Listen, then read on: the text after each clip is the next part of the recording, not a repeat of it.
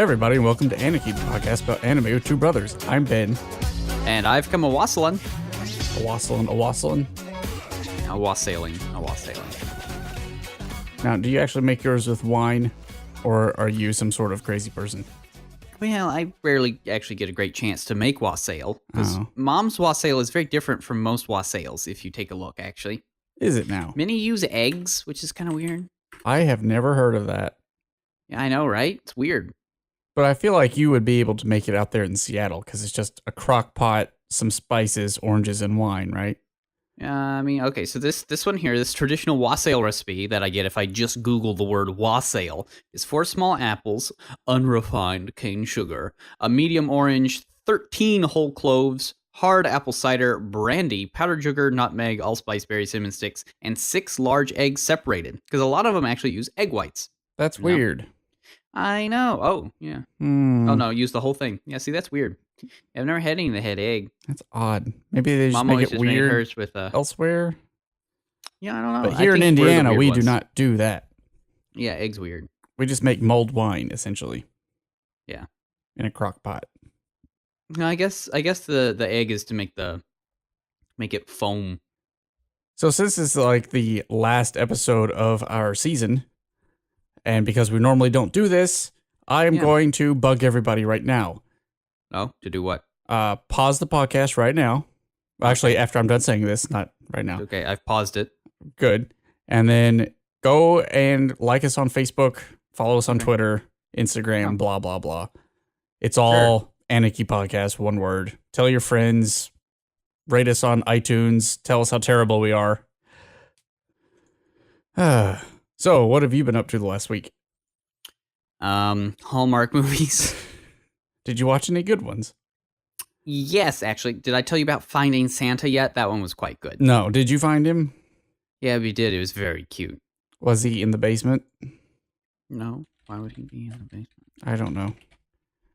I can never tell if you guys watch things for the pure pleasure of the thing itself or to make fun of it. I mean, half and half. And the Hallmark movies, like, none of them are really, like, garbage. They just tend to be, again, like eating a giant warm pillow. Why would you eat a pillow? Well, because it's warm, it makes you feel cozy. But some of them are shockingly good. So I looked up Finding Santa here on the hallmarkchannel.com, and I will tell you right now, it is far better than the one we talked about last week, because this one, the picture for the movie is not taken with a cell phone from 1990. Yeah. I don't know what year they came out with Finding Santa. Was it a new one like last year or something? Oh, I have no idea. Santa. And I also saw one, we watched one that was called Call Me Mrs. Miracle. It was pretty cute. It actually, the principal was Kylie from Firefly. Really? Yeah, and it was actually pretty cute and adorable. Finding Santa is from 2017. Oh, it is a new one. Oh, well, it was good. Oh, this was Finding Christmas. My bad. Oh, sure.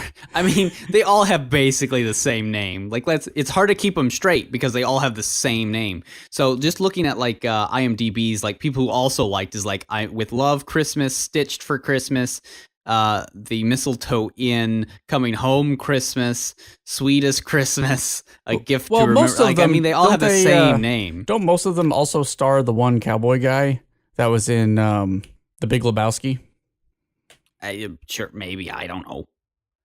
So I think that most of these Hallmark movies all stam Sam Elliott as the wise old cowboy who comes in and solves everyone's problems. Oh, that guy. Yeah, sure. Yeah, he's in like every single Hallmark movie. But yeah, no, I highly recommend Finding Santa. It was a new one out this year. It premiered November 24th. Oh my. And it was actually really cute. It was solid. Oh, this says there's some other movies I could watch. Christmas Next Door, Christmas Connection, Christmas Getaway, When Calls the Heart. When Calls the Heart. There is When Calls the Heart Christmas, which I think is the new one. This one doesn't match at all. This one is a Royal New Year's Eve. That's so you watched another one that was like Crown Christmas or something, and it was actually pretty cute. Marry like Me at Christmas, Christmas Festival of Ice, Miss Christmas, The Sweetest Christmas, Enchanted Christmas, Coming Home Christmas, A Gift to Remember, With Love, Christmas, The Mistletoe Inn, Finding Santa, which they're we're all on. named the same thing. Wait. The Christmas Train. Mary Mag. which Oh, that one was starring is not Donald super good. Glover. Yeah, it does, but it's not particularly good, which is unfortunate. It's Oh. based on a book, and I assume the book is better because the movie has like a really lame twist at the end for no good reason. Switched for Christmas in Evergreen, Not done that one. Christmas I've at seen Holly that one. Lodge, the Christmas Cottage, I've seen that Sharing one. Christmas. Oh no, I've run out of things. It won't scroll further. Okay, let No. me see here. There was like a Crown Christmas, a Crown for Christmas. Is this the one? Let me see. Yes, this is the one. We watched this last night, and it was cute too. Wait, this is higher rated than Finding Santa. Now that's a lie. Finding Santa was a better movie than this one. You tell But them. this one was not bad. I will tell them. Crown for Christmas. Does she become like a princess? Queen, actually. To be fair. Queen. She becomes a governess to a princess and marries her dad. I see. Danica McKellar. Yeah, she's in a bunch of them. Yeah, she's kind of a cute patoot, and she's in a bunch of these. Oh, she was in the Wonder Years. She plays Allie, and she's also a mathematician. And Rupert Penry Jones, who looks like a right tosser, plays Maximilian, who is probably a right tosser, who comes around and actually has a heart of gold, I'm sure. So, you want to talk about this trash Ghibli list? I mean, we've been hyping it up so much, I feel like we probably should. Yeah, so if you remember a couple episodes ago, John brought up that there was a trash Ghibli list that is actual poop, like from a butt. Yes, a poop butt Ghibli list. Poop butt Christmas. Oh, no, that sounds like another one. I probably would not watch a poop butt Christmas. You never know. No, I think I would not. I think I would avoid that one. But yeah, coming back to this, apparently there's some place called the Film School Rejects. And I can see why, because their taste in everything is, well, terrible. And they decided that to, quote, observe Studio Ghibli's 30th birthday, they've taken up the task of ranking its entire oeuvre of feature films. And we are free to disagree with the placements. I mean, as you should, because it is actually terrible. So now, I think we should. So there's only 22 of these. Yeah. Admittedly, I've only seen like half of these. Well, I mean, and that's fair, but I mean, it's a garbage list. Let's see why. Well, I mean, Tale of Earthsea comes in at number 22, which is no shock there, honestly. No, it's bad. Ocean Waves at 21, which is like, okay. And then we already get ourselves into trouble. The Secret World of Ariadne. Ariadne at 20! Yeah. That's what third from the bottom. madness is that? Third from the bottom. Why would you do that? Because you have no heart or soul. I guess the backgrounds alone in that are fantastic. Its sense of scale and animation is top notch. And they don't even explain why. Oh no, they do. It's really bad. Where is they it? have bad reasons. I don't see it. It's blank for It's me. just bad. They don't have an explanation for me on number 20. Well, because they combine it with number 19. Oh, I see. Because he directed when when Marnie was there, which I've not seen. Bad. Now, Yeah, no. after I that, don't understand why you would do that. Now, then they go to number 18, which is Howl's Moving Castle. Now, so a lot of the girls I know, that's like in their top 5 always. Like they recognize that's probably not his like most masterful piece, but like I probably they wouldn't love put top 5. I would probably neither put it would like I. top half at least. yeah, I would put it at middle. It has major problems, especially towards the end. Yeah, I really love the book, and I don't think this follows the book as much as I would like. No, so funny story about this one. When I first met my wife, she was like, "You have to see this movie. It's one of my favorites." So I guess she may have put it in her top 5 back in the day. So I watched it, and it was a normal paced Ghibli movie. I didn't expect too much. But then right at the end, it's like, okay, we're going to resolve this whole war that's been going on in about 15 seconds. Yeah. I'm like, what? I'm so confused. And then she's like, Yeah, oh, you have to understand there was a book that explained that blah, blah, blah, blah, blah. Well, then why didn't they just say any of that? Yeah. Well, in the book, there's really not a war at all, actually. It's not his 4th worst film. I mean, that's for freaking sure. Yes. Yes. See, 17 is from Up on Poppy Hill, which I've also not seen, but it's supposed to be all right. It's supposed to be pretty middling. And then Ponyo. Ponyo, which I think is pretty middling and deserves to be in like a bottom half, but probably not this low. I don't know if I'd put it in the bottom half. I would put it like at half, probably. Yeah, all right. Because yeah, it's no, I very can pretty see to that. look at, but the story is not really existent. It's a good Yeah, movie if you're under the age of 10. Yeah, no, I would go for that. And then And then 15. here we go. Here we go with like, let's see here, at least 2 terribles in a row, like actually terrible. So at number 15, we have Grave of the Fireflies. What are you doing? Are you mad with everything? Are you heartless? The answer is yes. Evidently. And then they follow that up by saying only slightly better than that is The Wind Rises, which is a phenomenal film. Like, it is a capital F film here. Well, apparently not, because it's clearly in the bottom half of garbage. Both of these films. Why? Why would you? I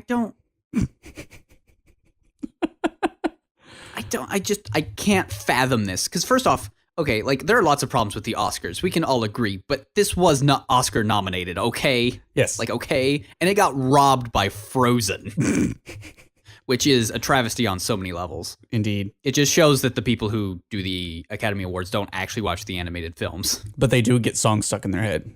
No, they ask their kids and which movie they liked, and then they also just say, what did Disney put out, or Pixar, and then they just give it to them because they don't watch the films.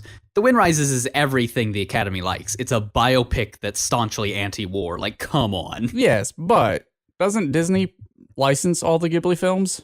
So They do, but it's not core Disney division. They just distribute it here in the States. Though they're not supposed to be doing that anymore. It got moved to somebody else, but I forget. Meh. All right, what's next on this cavalcade of... So at number 13, they have Nausicaa Valley of the Wind. Nausicaa's really good. The only downside to Nausicaa is there's not more of it. I could agree with that. Yeah, no, it's really good. The only thing is you can tell it's part of a sort of a magnum opus of manga, which is what he did. Now, that being said, I think Miyazaki is finally allowing Hideki Anno to do a sequel. Oh my! Hideki Anno has wanted to do for well, he's good. Anno is big friends with Miyazaki.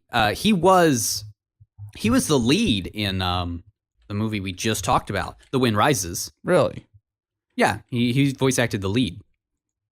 Hideki He has a Anno. very distinctive voice. Yeah. Huh. Yeah, he has a very distinctive voice. He's also the dad in Ghibli's best or second best film, Whisper of the Heart. Which this list does put high, and I am okay with that. Next is The Cat Returns. Now, why in the world The Cat Returns is this high is shocking to me, because The Cat Returns is not very good. It's cute, but it's not good. I mean, it's a spin-off short from Whisper of the Heart, but it's just not It's in the same vein as Ponyo, I think. Yeah, that's fair. My Neighbor the Yamadas I've not watched. And then, Dear Brother. The worst pick of all. Spirited How Away you do this is number 10. How you do this is shocking. So this means that they put Spirited Away at 10 out of 22, which means middling. It is now, I think, honestly, real talk here, I think Spirited Away is overrated. Really? Now, by that, I mean, most people say that it is Miyazaki and Studio Ghibli's masterwork, and it is far and away number 1. I think it's top 5, but I think there's wiggle room. That's how I mean it's overrated. It's overrated insofar as a lot of the Western audience ranks it as far and away his best film, where I would say that it is definitely top 5. Like, you can't argue that it's not top 5. Like, there's just there's no way you can watch that movie and not come away with, like, oh, this is a masterpiece that deserves to be in all animated canon for all time. I mean, it is probably his best animated film, without a doubt. The story's big, but like, how in the world? Definitely top 5, yes. I don't understand how you put this at 10. Like, how can you do that? Let's see. Like, all critics say that it is his best work. And while I disagree that it's his absolute best, it's phenomenal. This says that he doesn't love the characters as much as he does in most of the films ranked higher than this. And he's a bad human being. The movie doesn't so much come to its close as it does put her to an eventual halt. It is a coming-of-age story where Chihiro learns a valuable lesson about growing up and being independent. Apparently not. It's such garbage. How do you put that at 10? Especially when you start looking at things that are above it. Only Yesterday, which I've not seen. But then Pocoroso. Like, how's that? Like, how can... I've never Higher than understood Spirit- why people love I'm that not- movie so much. Well, it did inspire Tailspin. So I will give it that. That is a There's that. good thing that came out of that. But what is also higher than Spirited Away is Pompoko. Like, no, thank you. the Tanuki film, if you've not seen this, Yeah. it's about a bunch of naked Tanukis running around with their balls. That is very true. A lot of balls. Lots of balls. Castle in the Sky is higher, and that's fair. Look, also, the guy calls it Castle in the Sky and not Laputa, which is like, all right, come on, dude. Are you trying to be the worst person ever when ranking Miyazaki movies? I think we've already established that. I mean, yeah, no, he is. He is actually miserable. I don't like Laputa as much as a lot of other people I know, but it's still really good. Okay, so here we're going to hit the top 5, Yes. okay? And this is where things are mostly okay, but also a little weird. So My Neighbor Totoro is probably my wife's favorite Ghibli film of all time. So here's the thing about My Neighbor Totoro. It's very cute, Uh-huh. great Yeah. movie. It does not have a plot. Well, it does have a plot, but you have to make everybody really sad to do it. It has a plot in like it has a plot in Act 4 of 4. After you hit Act 4, it finally develops a plot. It makes more sense if you understand some of the Buddhist thought on passing into the heavenly lands. Oh, sure, Buddha Realms. Yeah. It makes sense in that. Kind of like Catsuit did. But if you tell people sure. it's about that, they get really upset with you and don't want to listen to you anymore. There is a plot, but it's all subtext. It's cute, but it's just not. Okay, Kiki's Delivery Service number 4. Yeah, okay, this is fine. It's a black cat. I'll allow it. Whisper of the Heart number 3. Now, Whisper of the Heart is phenomenal and should be watched by everyone for all time. It was directed by Yoshifune Kondo, who is tapped to be Miyazaki's successor. Mm-hmm. Isn't that awesome? Too bad he died shortly after making Whisper of the Heart. Wow. It's a Satoshi Kon problem, and it's the worst. Yeah. No, have you seen Whisper of the Heart? I have not. So I It's don't the have an best. opinion on this one. I see is a lot of actually- violins and stuff. Is probably his best is hard to say. It is. I don't know how to put it. Again, here's the thing with Ghibli movies. Like, I think there's definite tier. It's like electrons, okay? Okay. No, walk me through this analogy. There are orbits of Ghibli films, and you can definitely tell the tiers of the Ghibli films. But within those tiers, it can get real fuzzy. You know? Ah, I see. It gets real. Like, it's hard to put a direct pin on it because as soon as you say, "Oh, Whisper of the Heart's absolutely the best Ghibli movie ever," you're like, "Yeah, but but Kaguya Hime," and you're like, "Well, okay, but there are problems with it."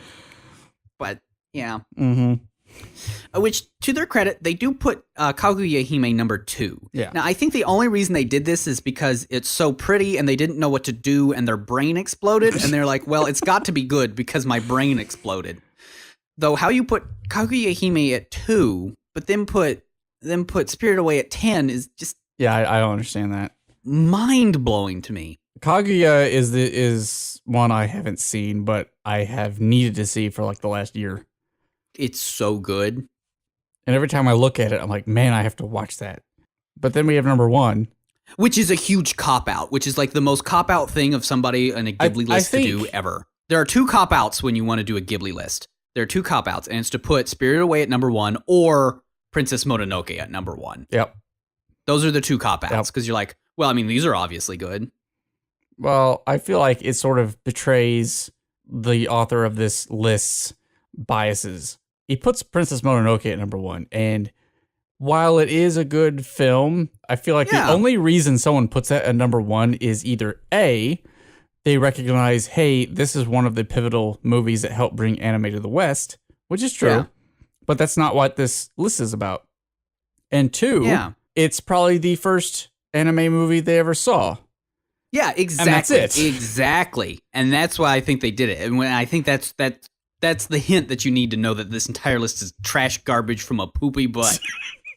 Is they had the gall to put Spirit Away at 10 and then Princess Mononoke at 1. It's like, okay, now what are you doing? It's like, okay, yeah, you could put it in top 5, but it's going to be number 5. Yeah, exactly. And see, that's what I mean about the like electron fuzziness, right? Like Princess Mononoke and Spirited Away, and Princess Kaguya, and Whisper of the Heart all deserve to be in in the top 5, but I could not for the life of me actually like rank those in any real meaningful way. Because they all got different things going on. Because they start getting real fuzzy. And again, like the only reason people put Princess Mononoke and Spirited Away like at number 1 is because they're like copping out majorly. Like, well, I saw this one. Yeah, it's like I saw this one first and it was really good, or tons of critics say this one and this one are really good, so I'm just going to put it number 1. Yep. And I think they should both be number 5. I think they're both overrated. That was in air quotes for those same reasons, right? Where it's like they're both really good, but it's really hard to argue those are actually his best works. Indeed. I agree. Like if you watch more movies, like you should put something else at number 1 just for your own sake. Well, and here I have to show a little of my bias. It shows that you actually have thought about Ghibli movie rankings when you put another film above those two. Yeah. And this will show a little of my bias. I don't particularly like Miyazaki as a director. Like, I like the body of work that his studio does. But as a director, he has pacing problems and has difficulty with storytelling that isn't visually based. I mean, that's fair. He's very huge on 4-act. He loves the traditional Japanese 4-act structure. Ah, yes. And that's why his movies can feel really weird to Western audiences. That might be it. I think that's why Princess Mononoke tends to be ranked pretty high, because it has a pretty standard 3-act, as does Spirited Away. I think they more solidly fit into 3-act structure than I guess I could see Spirited Away being 3 acts. Other movies. But I tend to look at like Ponyo and Howl's Moving Castle as a very distilled reason why I don't particularly think that he's the best anime director of all time, which most people think. I mean, he's hit or miss. His art is always great. Yeah. His visual storytelling is always great. Oh, yeah. But his pacing and like actual dialogue storytelling is usually lacking. And I usually point to those two as like, these two really have that problem. Yeah, I mean, I would agree. It's present in all the other ones, but those two, they're really present there. But you really need to go watch Whisper of the Heart, because, like, you're a monster. I need to watch that and Kaguya. Kaguya is very good. Very, very good. And, of course, you do have to realize that I've read The Tale of Princess Kaguya. I've read Kaguya Hime in the original classical Japanese. So in the classical Japanese, did you? In classical Japanese, yeah. Like the indecipherable moon runes from that's different. When. No. Okay. No. You're different. What you're describing is actually that was a form of the language that was only used in the one courts. book. No, not in the courts either. The courts just all used Chinese. Women who were writing all the stories only used hiragana. They didn't use any kanji yet. The language you were describing is the bonkers Banunu's language, is the one that they used for their very first book, and it was all original Japanese poems. And it used Chinese characters, but for their phonetic value, mostly. But then they would pick and choose the Chinese character that best fit the meaning of the word for its as well as its phonetic value. So it's a mess to try and deal with. What a bunch of jerks. But they only use that in like one poem collection, and it's a mess. And that's not really classical Japanese. That's just, I mean, it's written in classical Japanese, but the script is wholly unique to kind of it. Once the women got a hold of the language, they're like, hey, let's actually make an alphabet. Where all the courtmen were like, why do that? We can just use Chinese for everything when we write it down. So I've only got one more thing to talk about. Yeah. And it's only tangentially related to Star Wars, which I saw last night. And by the way, you should go watch it. I know. I'm going to go see it. I will tell you this about it. Yep. There are a lot of people saying that, or predicting that it's just going to be like Force Awakens. It's just going to be a remake of Episode 4. And this one would be a remake of Episode 5. True. Yeah. The first half of Last Jedi it pays a lot of homage to Empire. There's a lot of callbacks to it. But then about halfway through, it just does its own thing. That's what I've heard from a good number of the reviews I've looked at. Where it's like, the Looper guy knows what he's about. It's like, yeah, he does. Mostly, he knows what he's about. There's some issues with it, which I won't go into. I won't spoil it for you. But I gave it a pretty solid 7. And all my friends seem to agree that that's roughly, it's not the best, but it's not bad either. Yeah. I mean, as long as it's not a prequel. It is not a prequel at all. In fact, there were several points in the movie where I was like, this scene right here, this kind of scene is what we wanted in the prequels. And for some reason, they couldn't deliver this kind of thing. That's because George Lucas is a terrible director and writer. This is true. He wrote and directed one of the Star Wars movies. And he was still, heavily hammed in on those. And he lucked into that. But that's not what I want to talk about. What I want to talk about was during the previews. Yeah. We saw a couple previews, and only one of them stood out. Was it the one for the 25-minute long Olaf short? No. One was for the Avengers. Okay, fine. Infinity War? Yeah. One was for a movie where The Rock raises a gorilla and then turns into a giant kaiju movie set in Chicago called Rampage. Yeah, okay. Oh, that's based off a video game. Gotcha. Okay. And then there was a third one. Yeah. And the third one caught me off guard. It started out as a CG girl who is found by live action dude in some rubble. Turns out she's a robot. Okay. And I'm thinking to myself, okay. Is this Battle Angel? I don't know what this is. This looks like maybe the rumored remake of Metropolis. But then, as you have guessed, it turns out it's Battle Angel Alita, which I had no clue was going to happen. Yeah, well, it's problematic on so many levels. And I saw it, and I was like, okay, well, cool. They're making this into a movie that I did not anticipate at all. And I'm only hearing about it now. Yeah. But second of all, they made Alita. Yeah, no, I know. A CG monstrosity with giant anime eyes. Yeah, no, I know. Which would be fine if everyone else was like that. But she's the only one. Even the other robots in the trailer have human faces. Why does she have giant anime eyes? Because nobody knows how to correctly adapt, a piece of it's like an anime into a live action. Somehow you've made this harder than it has to be, and you've made it worse. Yeah. Yeah. Well. So now I feel obligated to go watch it just to find out. Oh, don't do that. Why did they think to do that? Because they're monsters, and Hollywood has no idea how movies actually make money and do well. But I was like, man, I haven't seen that in forever. Maybe I should just obviously now I have to go watch that again. Like the original one. I mean, that sounds good. But why? And it looked cool. Everything in it looked cool, except her face.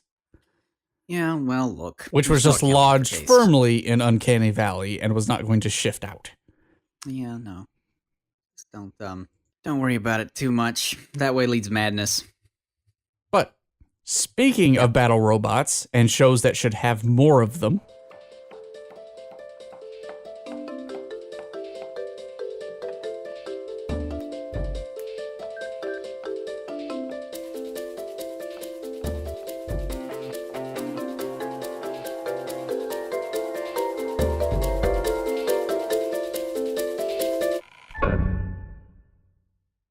oh, and I have figured out the puzzle of our different versions of the show. Oh? Have you? This is delightful. I want to know. Well, I mean, not officially, but I mean... I want to hear your theory. Oh, considering all the screenshots you showed me from your version are directly lifted from this episode, it means that your version probably comes from a remastered set of the show that was re-released, where they had actually finished the entire OVA and had then created all the character models and everything to replop back in those flashbacks. Huh. That could be. Where the version I probably have is the original OVA quote unquote running order. So they hadn't finalized episode 6 to be able to go back to the earlier episodes and plop those scenes in. That could be. In their OG state. Well, apparently the movie has a bunch of other scenes I don't know about. At least one. Sure it does. All right, so shall we talk about this one, considering it's 27 minutes? Though it felt shorter than a lot of the other episodes we've watched. Yes, it did. I don't know why. I think because it's a lot of just sort of talking info dumps that are just stuff we already know. Yeah, that could be it. So we opened on the last episode of Eve no Jikan, with our boy Misaki, who is a young lad. Your boy Misaki. And he's being watched over by this robot that I keep seeing in my show. And yep, and it's the same one. It's the one in THX is definitely there. You know who's not there? Yeah. His dad. I will say that the production value in this episode is infinitely better than all the other ones I've watched. Well, yes, because this one actually has like moving plot, whereas the other ones are more just sort of character drama set pieces. Yeah. So a couple things I will point out. Yeah, go ahead. First of all, the robot is very bulbous. It's a big bulbous robot. Big head. Yeah. Big body, little pudgy arms. Yeah. And his face, I want you to take a look at its face. Right now, has no stains on it. No, I know. This comes important later. I mean, it's also like 10 years before the events of the show, so. Correct. So they're having a conversation, Misaki and the robot. A very deep conversation for this robot. Yeah. And it gets the robot in a whole lot of trouble. And Misaki in a whole lot of trouble, and sparks off it really does. Probably this whole series. Yeah, more or less. Yeah, Misaki's dad apparently has gone off to family court. And Misaki is laying there going, my mom's not coming back, is she? And the robot confirms this. It's like, nope, not coming back. But then more. You mustn't blame your father because neither one of them is completely in the wrong. It's like, now, hold on. It's like, how? What? Use a robot. What's this robot with empathy and use such? Use a robot. But then the robot says, now, one thing, though. Can I ask you a favor? Don't tell your dad about this conversation. For whatever reason. I assume it's because it's showing empathy, and that would be weird. But he states, well, yeah, and all sorts of things. He states, it would hurt your father to know that we had this conversation and you were talking to me instead of him. I mean, yeah. One would imagine on all sorts of levels. But then we zoom over to the door, and who's gindoing back there in a shocked face? It's your pop. Who isn't very nice. No, he's not. In fact, he is horrified at the kinds of things that he's hearing from this robot. Things that should never come from a robot. And half reasonably so. Like, That doesn't justify his actions towards the robot later, but it definitely like lets you understand. Like, I mean, that's something I would freak out about if Alexa all of a sudden was like, "Hey, your boy, roll up. Let me give you some sweet psychological advice here." Oh, and by the way, don't tell your dad about it. Be like, now then, Alexa, should you? Little weird. Yeah. So the next morning, young Misaki wakes up, and his robot comes in with his dad. And instantly Misaki knows something is up because his dad is all smiles and with the robot. So he's already thinking that there's an issue. And his dad sort of confirms it. Hey, your robot here? I think it broke last night. So I fixed it. Robot. It's all good now. And the robot moves over to him. And this is a scene we see in the first flashback from Misaki. Yeah, for you. For me. And Misaki looks at the robot and is like, "Hey, Tex. Hey, Tex. How's it going?" Which is a sweet nickname for a robot that I'm definitely going to use next time. Though its connotation in Japan and the connotation here in the States are very different. But I like it. Yo, Tex. But Tex does not respond. No. At all. Just stares at him. Blankly. Unlovingly. Just like his dad. Yeah, well. Who's standing over them with a very blank expression. Like, you get that. This is what you get, robot. Go around talking about feelings. So then we get our title card, and in the future, probably Japan somewhere, sometime. It seemed like this was a lot slower, to much more ominous music than usual, too. A little bit. Seemed it. I could be wrong. And then we cut back into Masaki's now older father in present day, where he's part of the ethics committee, and they're planning to bust up a bunch of gray zones. Yes, and as we learn, gray zones are places where humans and robots are interacting in ways that humans and robots shouldn't interact. According to the ethics committee. Places like, I don't know, a certain cafe everybody likes to go. And they do show their great big list, and you do see even Jikan on this great big old list. Boom. Oh, there it is. Yeah. It's classified as E, whatever that means. Whatever that is. Well, it's not S, so that's probably good. But yeah, the ethics committee says that none of these places seem to clearly violate robo law. But there's also a bazillion of them. Well, Misaki's dad takes the stance that all these places should be erased because there should be no gray zones. It should either be pure white or dead. Yeah. That's it. I mean, as you do. But they're like, okay, what we're going to do is we are going to stave off a PR nightmare, we're going to investigate each of these places. And only shut down the ones that are super obviously we can nail. Right. We'll just do some reconnaissance, and if the outcomes warrant it, we'll do full-scale investigations, and then come down like a sack of hammers on top of whatever we find. Whatever. As you do. But again, the problem is well, there's just so many. There's too many places, and they don't have enough manpower. So guess what the good old ethics committee does, which is deeply ironic and delicious. We're going to use androids. They're going to use robots. Because it's very convenient. Yeah, isn't it just? What a shock. And they're like, now wait a minute. What do you mean you're going to use robots? Yeah. What happened to your allergy to them? I do like his response, which is you have to fight poison with poison. Now, do you? Well, evidently he does. Yeah. Also, you know how expensive time is for people? Ugh. Well, so we zoom in on one of the pictures of the proposed robot investigators. It's very important that you see it. Actually, it is important that we see it because we learned some things. One is his name or model is Calvin 4, which is interesting. But more interesting is if you pause on his ID card. He has a CPU, and then we have an AI version, which is Code Life. I don't know what the rest of it is because it's all kanji. But you're not going to look that up? I'm not going to look up all that, no. I thought his CPO is her, which I'm pretty okay with. What do you think her stands for? Humanoid Ultra Robot. Yeah. Wow. Humanoid Ultra Robot. Okay, that's fine. What else would it be? Indeed. What else? Or is it RUR? Is it RUR? It is RUR. Oh. Really Ultra Robot. I'm down with that.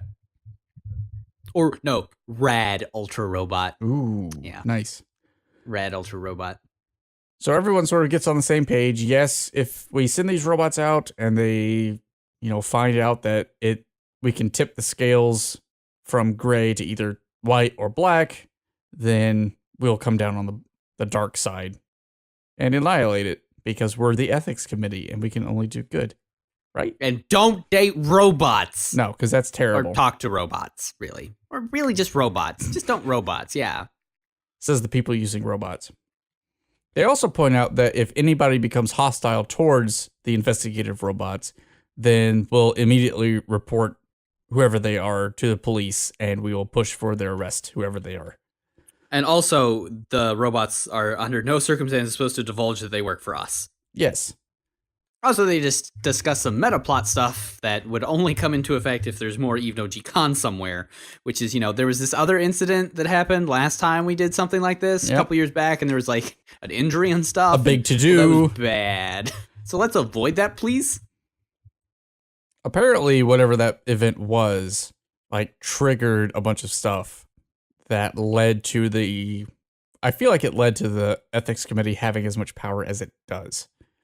But we're never really given any information about that. We just know there was an incident, and here we are. So once they're done talking about the old incident that they hope everybody's memory is fading upon, they start talking about Misaki's TV appearance that is going to happen soon. Do they? I actually missed that. I think it's because when they're talking about that, they do this slow zoom into a specific ceiling panel that makes it seem like the ceiling panel is going to be important, but it's not. It's not. No. It's just a ceiling panel. I really thought they were going to zoom into it and there'd be a robot eye there and be like, oh, they're sneaking in. It's like, no, not really. So we cut back to somewhere else where people are watching him on TV talking about complaining stuff. About robots, quote unquote, infiltrating everyday life, which is a really strange phrase and one I'm not even quite sure what it means. I seem to think that he is basically saying robots are taking our jobs.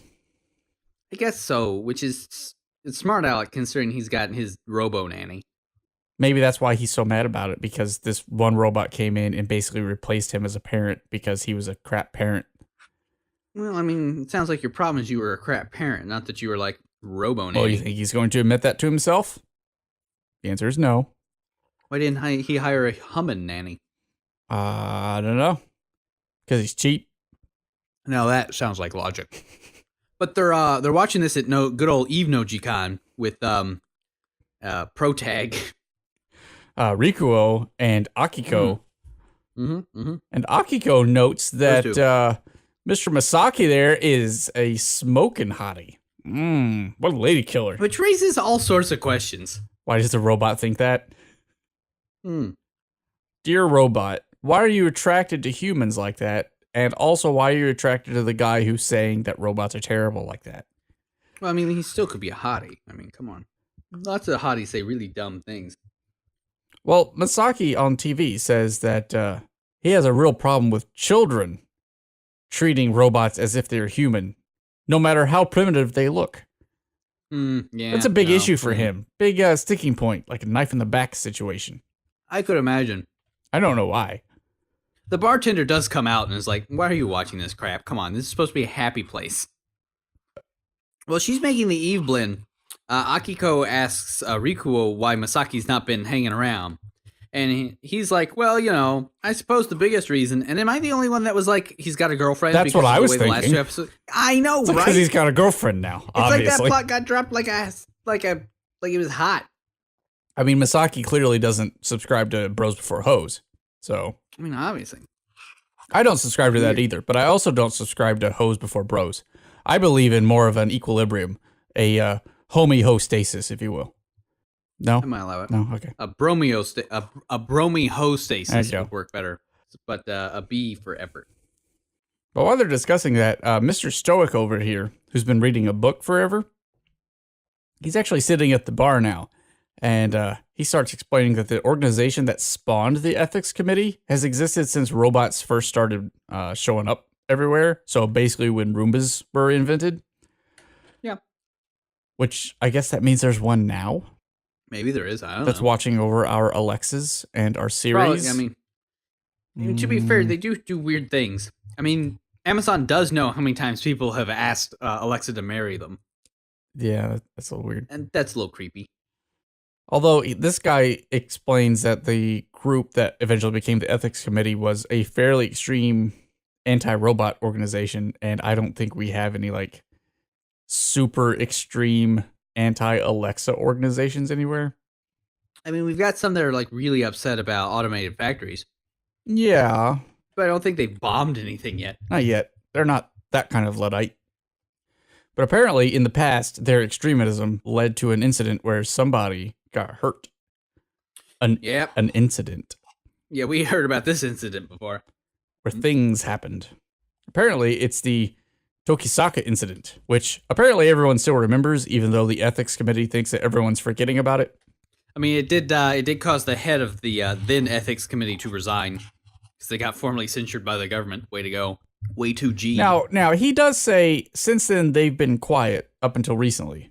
So it's possible that all this ethics committee nonsense has just sort of started to get big. That would explain all the ridiculous ads.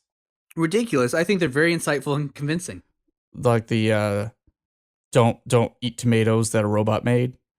I was talking more about the jump off a cliff if you think about dating a robot. Yeah, you'll just turn into a pile of parts. That was the one I was thinking about. Akiko's just like, dude, this is hard talk. I have no idea what any of this has to do with Misaki. Rikuo points up to the screen, and just as the announcer's like, thank you, Mr. Misaki. And they're like, yeah, that Misaki. Oh, I see. They are related. I see. Yeah, not Ototo, Ben. Oto-san. Come on. Then we get our other title card, which is Act 6, Misaki, Friend of Eve. The Bonds of Eve. We come back from that to a sheet of paper, which is not translated at all. Probably not important. Right? Not important. Well, the first 3 things up there are the 3 laws of robotics. I think this is just like his crib sheet on robot law. Probably his notes because he wants to major in robot law. You'll note that there's a robot sketch of text that's scribbled over. Boop. Oh, there is. Hi, Tex. Yeah, I think he's just going over his notes for robot law. Yeah, must be. Does mention his dad a lot, but I'm not really sure what in context. Oh, it's probably talking about the hierarchy of robot law because that comes up later. Yep. Well, Tex itself walks in, offering him some tea, and Misaki's like, "Hey, Tex, how's it going?" How's it going? Oh, yeah, that's right. You don't talk because you betrayed me in our friendship. Go away. Go to hell. No, that's not what he says. He says, "Hey, by the way, there's this nice cafe where robots go. And I go there sometimes, and Rikuo goes there sometimes." It's called Time of Eve. Just saying. While he's talking to Tex, this is the first time we get a close-up of its face nowadays. And you'll note there's now stains on its face. Yeah, it look like tear stains. Look like tear stains. Good job, guys. Crying robot. Forever crying robot. He's a crying robot. Poor THX. That's its name, by the way. His formal name or unit number is THX, which is again a nod to THX. THX. So not the sound design company. No, THX 1138, the movie by George Lucas, of all people. It all comes back to George Lucas being bonkers. So Misaki notes again, or tries to tell Tex, "Hey, you know that humans and androids normally talk to one another, right?"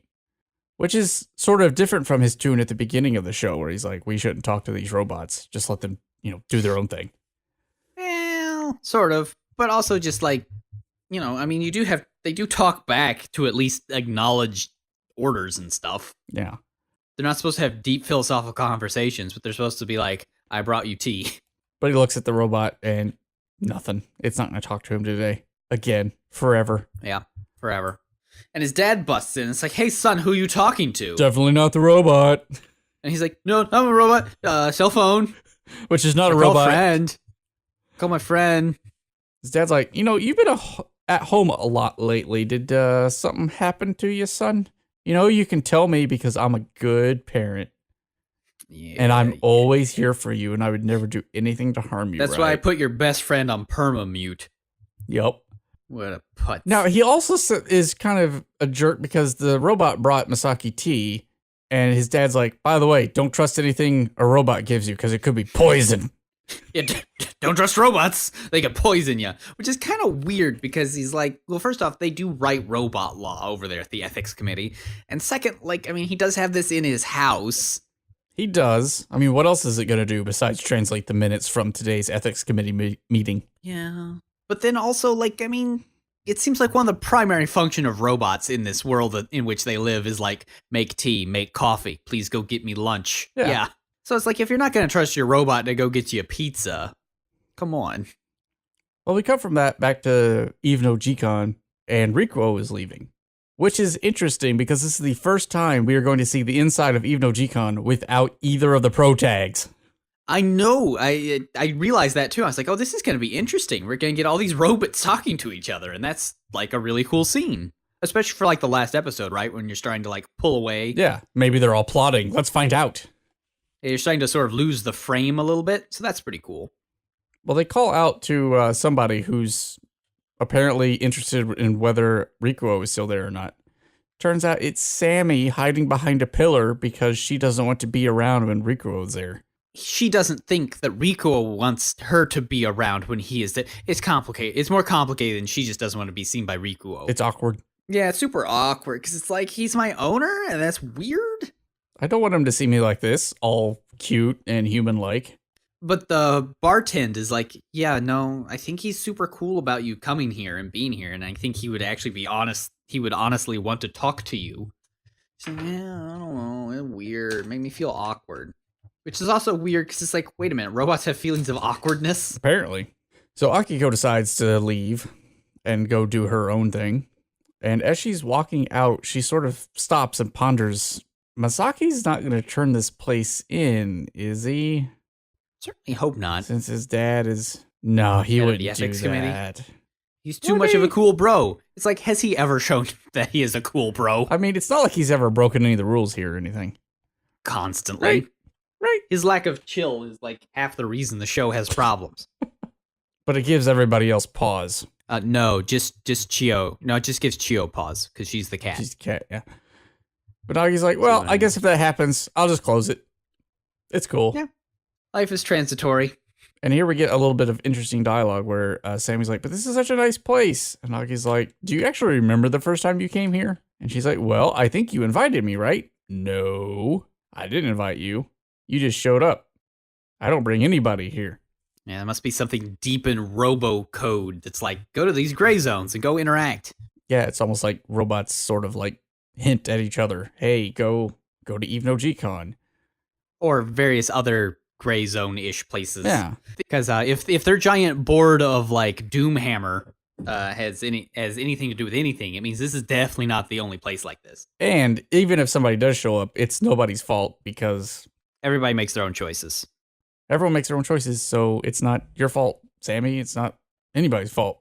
Except Misaki. Yeah, because she does like point out, it's like you might think that's your fault since you. This is a little passive aggressive, to be fair, but she says it with sympathy. She's like, it's not like you are the reason Rikuo came here, and Rikuo is the reason that Misaki came here. And if Misaki tattles on you, it's not really your fault. Like there's a whole chain of events there, and you're not really in control of any of it. So right. Don't worry too much about it. Don't worry your pretty little head about it. Which is funny because Nagi then says, how big can the circle grow? And we get a cut to Sammy sitting around, but we zoom back out of her halo. Yep. So we do get to see her pretty little head and the big circle on her head. So she's sitting there with her halo on. Yep. And then Rikuo turns the lights off because he's going to go to bed. And robots don't need the light on. But then all of a sudden she's like, so Master-san? Pretty much like that too, where it's not even like a super robotic Masta. It's like her like even no Jikan voice. Which she's like, freaks him the heck out. Oh yeah, he really does. But just for like a moment, he's pretty cool about it because he's like, what now? But then he just turns it on and is like, what do you have to say? Don't you want Misaki to show up again to the place where, we hang out and do human robot things together? Yeah. And then he like relaxes and is like, yes. Because I get the feeling that like ever since he found her at Eve no Jikan, he's been wanting her to like be like this at home, which is just like, dude, just lighten up. Like we can be cool now. I don't know that he's ever wanted that, like from the outset. I feel like that because like the first episode where he finds Sammy there after he is a giant jerk and everybody yells at him for being a giant jerk. That night, right? He tries to engage her in a slightly more human manner at home, and she just is like, nope, I'm gonna be a robot here. I suppose, but this is my robot place. I'll also point out that when he took her hairband, and then later when he came home and found that she was wearing another hairband, like that sort of weirded him out. Yeah, he didn't feel cool about that, but he also let it slide. So I don't know. I think he's been warming up to it, but I don't think that was like his objective from the start. That's fair. But he's down to have a chill combo now because he's like, yeah, we both want him to come back and it'd be nice. Yeah. And also we zoom out and find that One-chan, his sister does just live on that couch. It's just where she lives. I don't understand this family's apartment. Yeah, I don't know. I think she's actually just staying over from like school because I think we got in the very first thing that she's like there temporarily in between semesters or something. I guess that would make sense. Not in so many words, but some implications that was the case. So we cut from there and we watch THX, who is digesting the minutes from the ethics committee meeting. Either upon request or because it's a little snoop bot. Well, he was told by Misaki's dad to compile it for him, so. Now, hold on. Why would, like, the boss of ethics committee, who's all about don't trust robots, allow this robot to do this? Because he's duplicitous? I mean, that's fair. Also, I think he just has great confidence in robo-law. I guess. He has great confidence in the ethics committee's ability to control things. That's true. Which is the downfall of all great hubris. Masterminds. Yeah, hubris. It's always hubris. So once Tex is done, he comes into Misaki's room and looks down at him while he sleeps and pulls a blanket over him. Tucks him in. Aww. Good THX. Well, the next day at school, Rikuo is waiting for Misaki to show up so he can actually invite him back to the cafe. Before he can even get a word out, Misaki's like, don't even bother, I'm not going. Not gonna go. I'm done with that. And he's like, but I like his Rikuo's line of argument is like, yeah, but she wants you to come. And he's like, now come on. Misaki is just like, who wants me to come? A robot? Like they can actually have feelings like that? You dumb. They don't do that. All they do is betray you and break your heart. Well, they just break your arm, betray you, and robots are dumb and stupid, and I hate them. Who hurt you, Misaki? Who hurt you? Tex did. He thinks. Yeah, your robot did. Misaki's like, you've changed. But really, who was it? Who was it that changed? Well, they were both changing at the same rate, but then Misaki decided to take a hard left turn into Grouchy Towns. Into Sad Town. Well, we get these series of flashbacks as he storms away down the hall of him weeping uncontrollably at the fact that his robot won't talk to him anymore as a small child. Which is pretty dramatic when, like, your best, like, friend is just like, nope.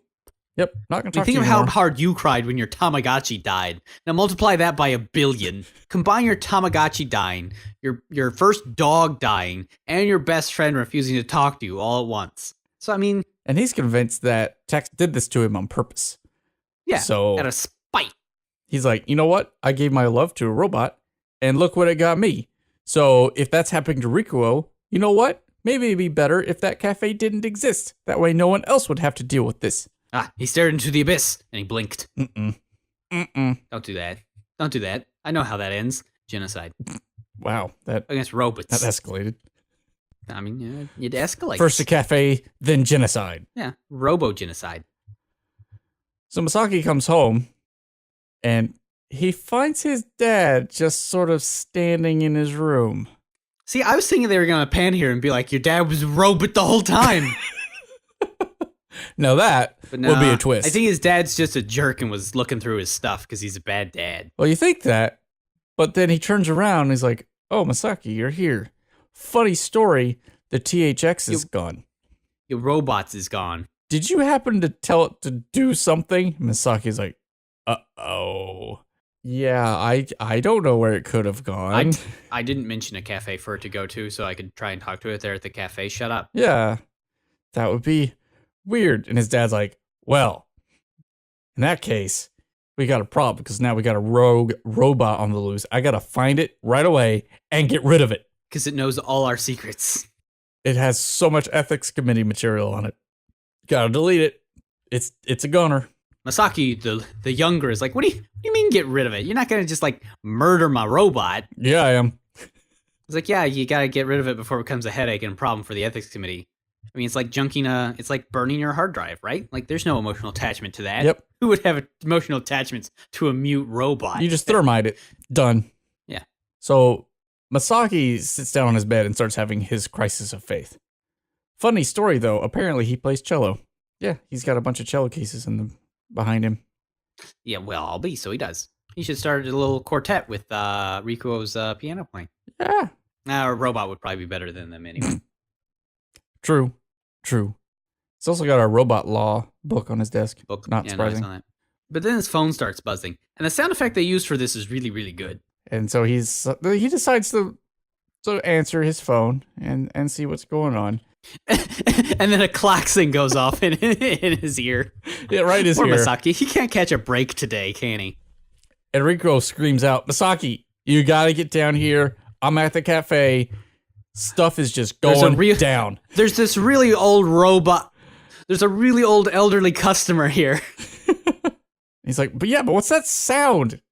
I'm like, we don't know because it's this THX model is down here and he won't talk and he's this is happening because robot. And Misaki is like, now what now? But uh-oh.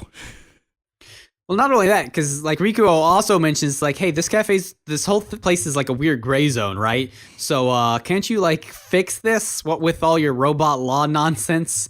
Did you do this? I do like how he thinks that he can just come down here and use his robot law knowledge and just solve it. I mean, to be fair, it's like, yeah, you're really good at convincing robots to do things, right?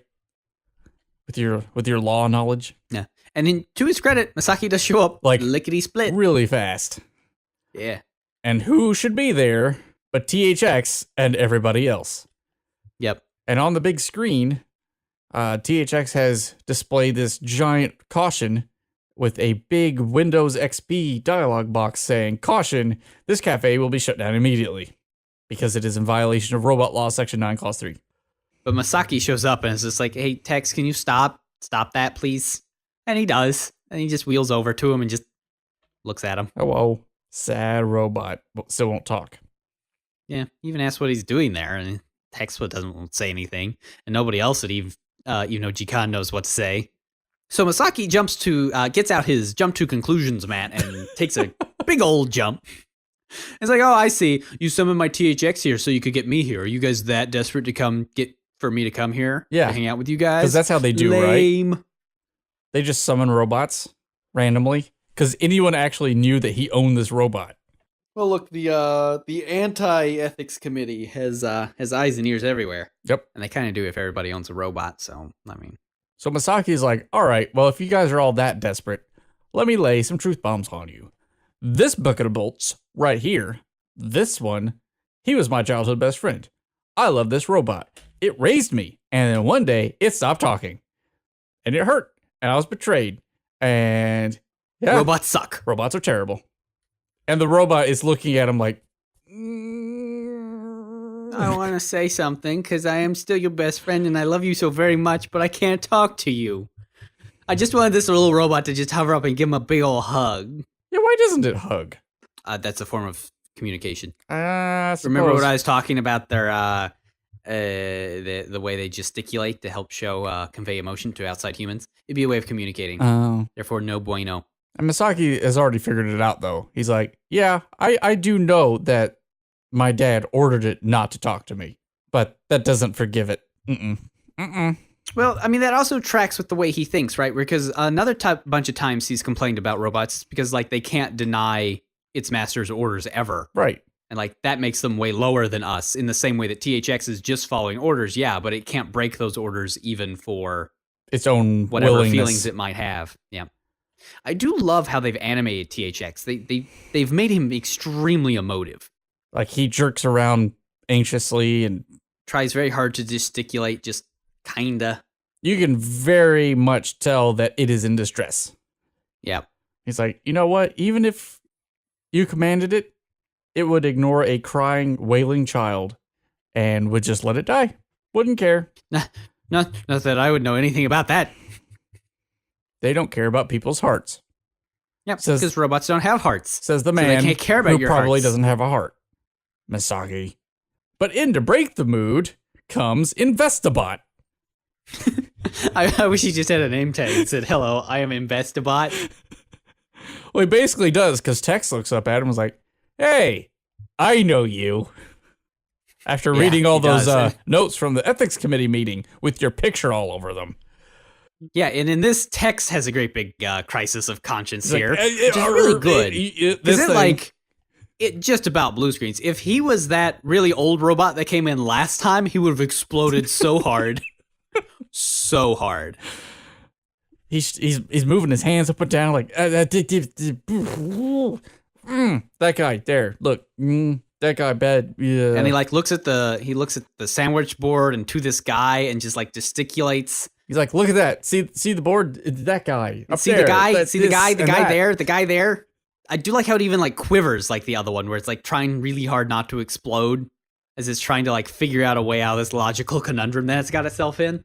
And then it figures a way out because it turns around and says, "So guys, I'm gonna break this cafe's rule." He says, talking out loud with his words. And Misaki like has another micro meltdown. He's like, what this? Like, what the? What? And Tex looks up at the Investabot and is like, you're in violation of Robotics Law 9, Clause 3. You're running around as an android, and you ain't got your halo on, son. You're not allowed to do that. And the bot's like, I don't know. I don't know what to do now. Because he was ordered not to disclose that he was a robot. And this thing just pointed out, you're a robot in violation of the law. Well, now you're in a pickle. Well, meanwhile, Misaki has got himself also in a big old logical conundrum. He's like, why in the world would THX speak? There's got to be some reason why he would talk now. He's been specifically ordered by my father never to talk about anything. Yeah, he's breaking rule. Wait a minute. He's breaking Robotics Law number 2. You must follow humans' orders. It's like, well, wait a minute. The only thing that would make it violate Robot Law number 2 would be is if it falls under the purvey of Robotics Law number 1. Which is that he can't allow humans to become injured, or by inaction allow a human to become injured. that means somebody here is in danger. And Yeah. as far as Tex knows, Misaki is the only one that's a human. Yep. Therefore, I am in danger due to that person at the door. And that Tex is speaking to protect him, Misaki. And Tex continues. So here's what we're going to do, Mr. Robot-san. I need to start proceedings to do some legal action against your owner. Could you, like, tell me who that is? And he's like, I'm just going to go. yeah, because it flashes up his robotic command, which is they can't talk about their ties to the ethics committee. I do like his just like, well, bye. Like as soon as the door turns green, he's like, yeah. He even backs up towards the door. It's like, I'm just going to step out for a second. I'm just gonna. And Misaki's like, wait a second. I'm just gonna leave. So he runs up and grabs Investabot. And I like his reason. His reason is not to like try and get more information out of him or grill him, but because he loves his robot and wants to keep the situation going so he can talk to his robot buddy. Yeah. Misaki, maybe we thought about you wrong this whole time. You would wrestle a robot to talk to your best friend. Oh, that makes you pretty cool. His talking robot best friend. And Misaki just wants to know, what were you thinking this whole time? If you were always watching me, why'd you stop talking to me? And it like even shows little flashbacks of him like getting Christmas prezzies from his robot. His robot bandaging him up after fights. It's so sad. What a good robot buddy he is. Sad robot. But you know what? Robot decides to talk. Well, he can still, because there's still danger, so he can still violate law too. It's like, well, I always wanted to talk to you, and I always wanted to stay by your side, but you know how it is. Being a robot and all. It's very cute. But in his joy, he accidentally lets go of Investabot, and Tex has to stop talking. As soon as Investabot makes it out the door. Because danger is over. But Tex does say, like, he gets out that he always that's it. Couldn't talk to you. And he can't finish his sentence because the Investabot leaves the door. But Misaki hugs his robot, and his robot hugs him back. Yaw. Yep. He got the gist of it. His robot always loved him. Which Nagi helpfully points out. Good job, Nagi. Pointing out the obvious. Way to break the mood. But even though everything has been, like, sort of resolved, at least Misaki now knows that his robot really still cares for him. He still can't accept this. And Rico's like, well, you know, it may not be possible now, but someday it'll talk to you. Not implying at all that someday your dad's going to be dead. Or he'll recant, but he'll probably be dead first. He could just always kill his dad. That could work. I do like Misaki is like, hey, don't just shoot your mouth off like that, saying that my robot's just going to be able to talk one day. Rico's like, oh no, he can express his feelings in all sorts of other ways. He's like, I've seen lots of stuff happen here at Time of Eve. So like, I believe in robots and that their feelings can connect even to people. And we get this nice shot, pan around the room. We even get a shot of the drawing that old Bucket of Bolts had. I know, he's cute. He's like, no, I think that just if you keep coming here, maybe something will happen. Yeah, hearts will be opened here at Eve no Jikan. Coffee will be drunk. We'll hang out. And we get a shot of Sammy hiding behind a cupboard. Sammy hiding behind a pillar again. And is she crying? She's happy. She's happy. Yeah. Happy, crying robot. Why do robots have tear ducts? Exactly. That was my question. Maybe she installed them. Yeah, maybe. But Misaki learns all of it. Internalizes all of it and is like, yeah, maybe you're right. He's like, you know what? Okay. I'll even cover for you, THX. He'll tell his dad that he took him out of the house. As silly as that may be. You don't get in any trouble. And they have this tender moment of looking at each other. Yeah, and he clasps good old THX by the hand. He's like, come on, let's go, buddy. Let's go, old pal of mine. And they head towards the door. It's very cute. It's a wonderful moment. And boop. Tonk. Yeah, see, THX is kind of like a doll, like it doesn't have no legs. Which is funny because when I first saw him down there, my first thought was, how did he get down here? But then we got caught up in the moment. Yeah. And even as they're walking towards the door, I'm like, how's he going to get up those stairs? Poor THX tonks into it a couple times. And Misaki's like, no, wait a minute. How did he get in? And everybody's like, we helped him down the stairs. It's like, I lifted it up and I helped. He's like, really? So Misaki like sits there and picks up. And you know what I forgot too? Is there's a huge flight of stairs right outside this door too. This robot does not look light. It looks like a super heavy robot. And he's going to lug that thing all the way up the stairs. And he does have a pretty good quip where he's like, someday you'll say thanks for this. You can't right now because you literally can't talk, but it's cool. Well, we cut from that Tinder scene to a giant office with a giant screen with a doctor of some sort who's looking over some notes, and who should be in the corner but Mr. Stoic Book Reader himself. Yeah, buddy. You've been watching him this whole time. He's like, should I have helped out in that situation at all? And the scientist is like, no, it's enough that you watched.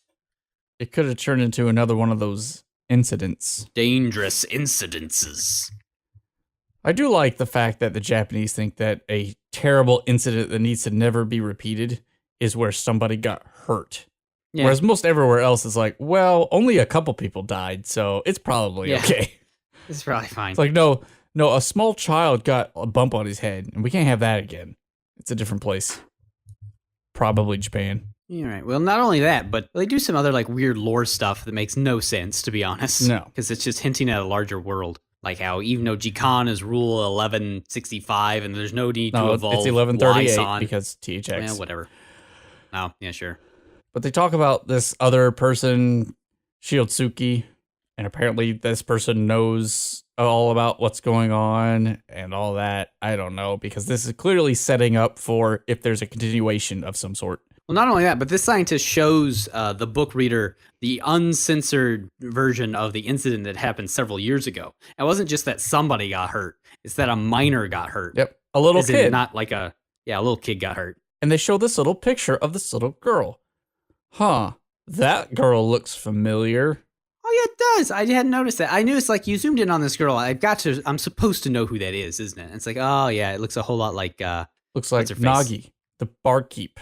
And indeed, we will cut from this to her. But we go down this big list on the screen of all these different places. All these different gray zones that are either like getting closed, being able to remain happen or stay closed. And even though Jikan comes up and it just has pending over it. On hold. Yeah, because we got found out, you dummy. But we cut straight from that to Nagi. Who could have guessed? But she's serving Rikuo some coffee, and they're talking about Tex and what went on with that. And how did he even know to come here anyway? That's a good question. And Nagi taunts him. It's like, dude, I thought you knew. Aren't you a regular here now? Haven't you figured out my secrets? Turns out I am God from Quantum Leap. That's how I do. But in walks a new customer, and so she goes to say hi to him. And we get our little epilogue here with Rikuo. Just basically, lots more stuff happened. But that's another story. Yeah. So, bye for now. Bye. That was it. You know what didn't happen? Hold on. What didn't happen? No one fell in love with the robot. Well, that's good, because you're not supposed to date robots. You'll fall apart. Did you watch all the way to the end of this, though? Because there's a post-cred scene. Yes, I did. Did you know there was a post-cred scene? I did.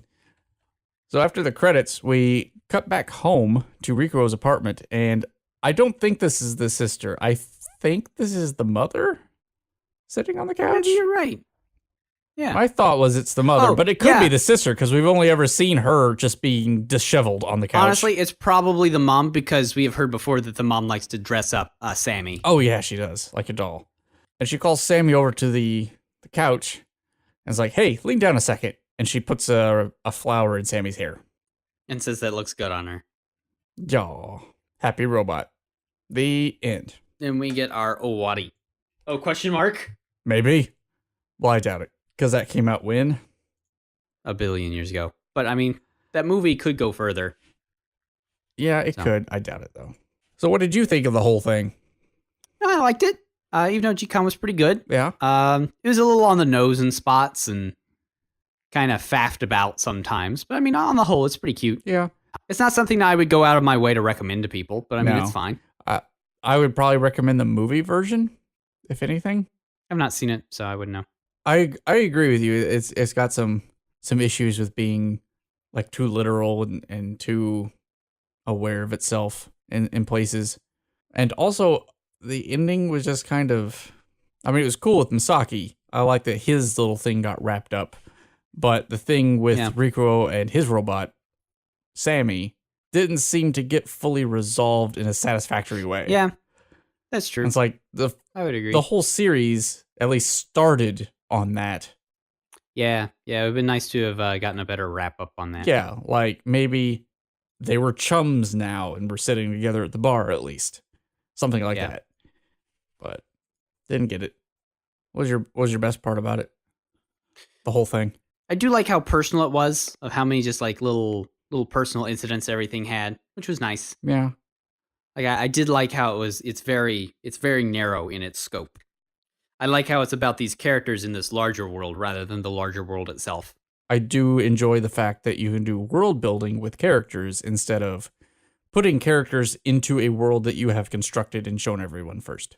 Yeah, and sit there and info dump you all the time. Yep. I think I like Sammy the most. She seemed the most level-headed out of everybody. Yeah. I mean, you could say Nagi was level-headed, but she was also always up to something. She was always being duplicitous. Even if it was for a good reason, she was still being duplicitous. Whereas Sammy seemed more genuine, and I would have liked to have seen more of her in the show. Agreed. What was your worst part of it? I mean, it does just kind of faff about sometimes. But, you know, some of those OVA episodes, they gotta pad them out. I didn't really care for the episode about the piano. I think it was probably the weakest one. Because maybe up until I still then, think the first one. I think the one with like what was it, episode 2 or 3, where it's about the lovers. No, so you got you got Sammy, you got the kid. No, I guess you're right. The lovers. I guess you're right. Yeah, the one with the piano just seemed, I don't know. Yeah, that might have been the like weakest. I didn't see where Rikuo jumped from where he had been in the first couple episodes to suddenly now he's just jealous of robots. That seems a leap that was made, and I don't know how. And then it gets resolved, sort of ironically, artificially. Yeah. So MVP of the whole thing. MVP of the whole thing. Nagi always being cool. Well, she gets is by definition always cool because it's her bar. She makes the rules. Yeah, but she's chill. It's either that or Sammy, I think. My personal is Sammy. Yeah, because she's well, cute that's as just a button. because of the ponytail. Well, yes, but she's also adorable. It's just but you only say that because of said side pony. I'm not gonna lie, that does influence it. Yeah, overall, I enjoyed it.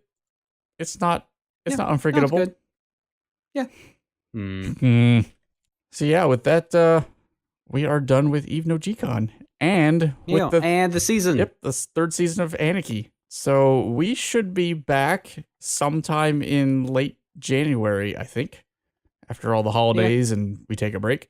So if you guys could, please go out and like us on Facebook and Twitter, Instagram. Tell your friends. Instagram? Yeah, we're on Instagram. We're on Instagram? We're on Instagram. All right. Yep. Are we on Snapchat? No, we're not on Snapchat. Why not? All the kids are snapping. We're not kids. What kids do? Kids snap. I know There all you about go. the kids. And that's what they do. The kids Snapchat. But do that. Please leave us a review on iTunes. Let us know what you think about the show. And we will see you again next year. Merry Christmas, Happy New Year, and all that. We'll see you later. Say bye. Bye?